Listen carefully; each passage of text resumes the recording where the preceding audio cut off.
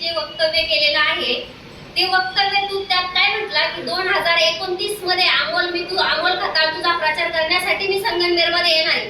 तर तुला खुल्ला आव्हान आम्ही आज करतो सर्व रणरागिणी आणि सर्व अमोल भाऊच्या आम्ही बहिणी तालुक्यातील की संगमनेरमध्ये तू 2029 मध्ये येण्याऐवजी तू आता 24 तासाच्या आत जर संगमनेरमध्ये आला तर तुझं नाही तोंड आम्ही काळं केलं आणि तुला जर चपलाने मारलं तर आम्ही जेवढ्या महिलांनी अमोल भाऊच्या हातात राख्या बांधले तेवढ्या महिला आज तुझी